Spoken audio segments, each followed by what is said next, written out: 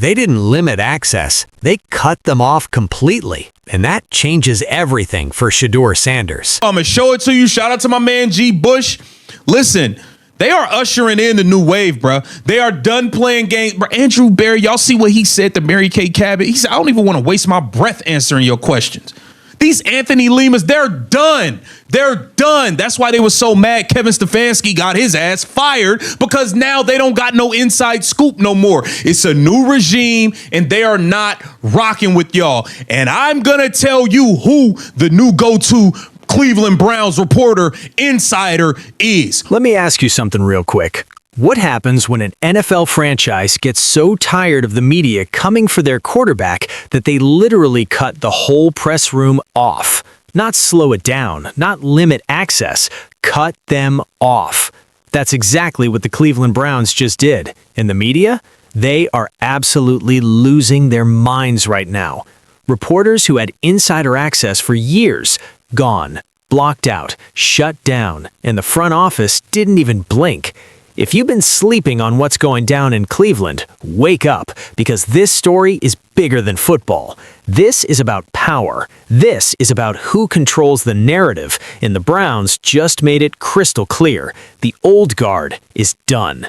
Hit that subscribe button right now, because if you're not locked in with us, you're going to miss everything that's coming this season. Yeah, Shay, I spoke to someone close to Sanders who said that he arrived in Cleveland early last week, just a couple of days after he was drafted, to get acclimated to the city ahead of his first rookie minicamp. Now, during this time, Sanders has been working out during the day, having some throwing sessions, and then at night, he's cramming this Browns playbook, trying to master the terminology and the lengthy play calls that are a lot different from the college game. Now, Sanders does arrive in Cleveland with a larger spotlight and expectations than that of the average fifth-round pick, and maybe that's just the nature of his NFL pedigree and the fact that he was believed to be one of the top quarterbacks in the draft before falling to day 3.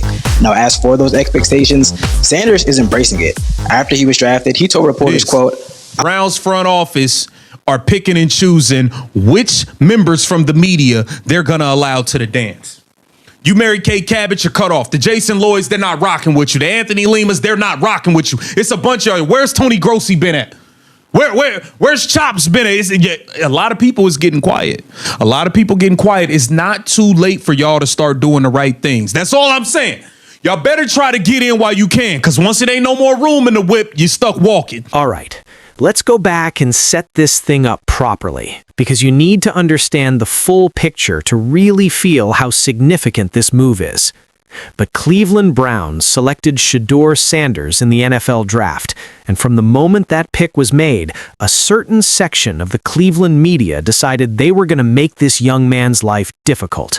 Rumors, negative reports, speculation, leaks designed to undermine confidence in the quarterback before he even took a single snap in a regular season game.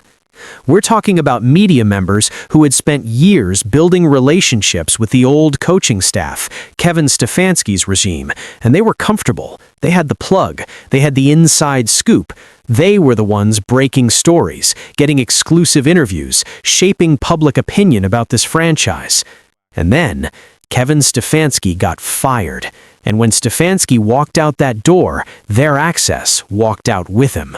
The new front office came in, new regime, new rules, and they looked at that entire media ecosystem and said, we are not doing this the same way anymore. Now here's where it gets real interesting. Cleveland Browns general manager Andrew Berry made it absolutely clear that he is not here to play games with reporters who have an agenda. There's a moment, and if you haven't seen it, look it up, where Berry essentially tells one of these reporters, Mary Kay Cabot, that he doesn't even want to waste his breath answering her questions. Read that again. The general manager of an NFL franchise told a longtime Cleveland media member, I don't want to waste my breath on you. That doesn't happen by accident. That's a deliberate signal.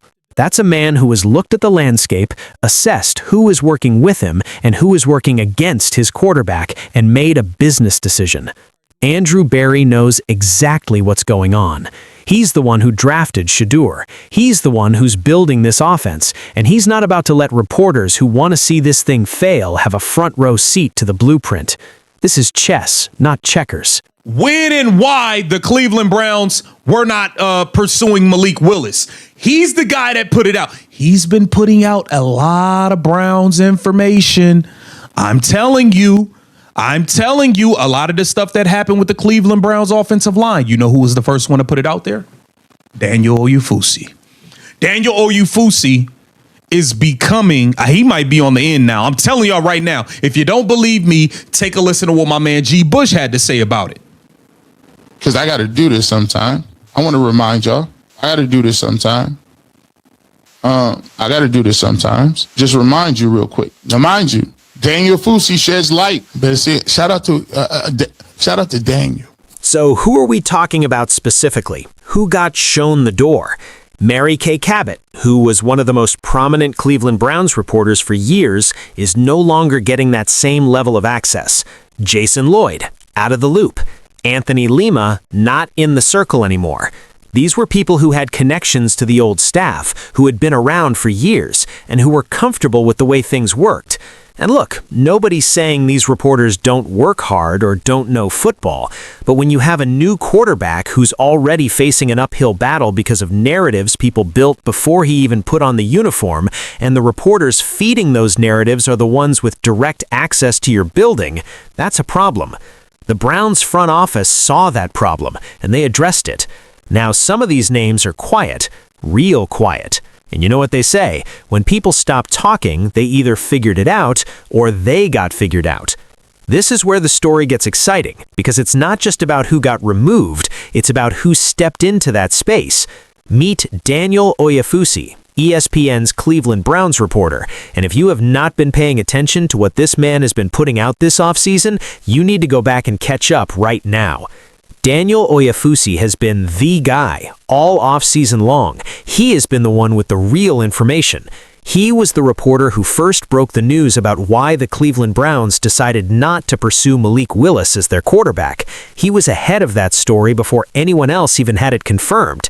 He's been the one putting out detailed, accurate information about the Browns' offensive line moves, another area the team was quietly working to upgrade around their new quarterback. First one to have it, every time. When there were whispers about what the front office was thinking, what directions they were exploring, what moves were coming, Daniel Oyefusi was the one reporting it accurately and with real sourcing. That's not luck, that's a relationship. That's trust that has been built between a reporter and a front office. And that trust doesn't happen unless the people inside the building believe that reporter is going to be fair, factual, and not use access as a weapon. The Browns' new regime looked at the media landscape, looked at who was doing real journalism and who was using their platform to undermine, and made their choice. Daniel Oyefusi is the guy. Putting the thumb on the scale a little bit. But you regular people, you gonna get called out. You have no control over what I'm doing. And you just gonna have to be upset.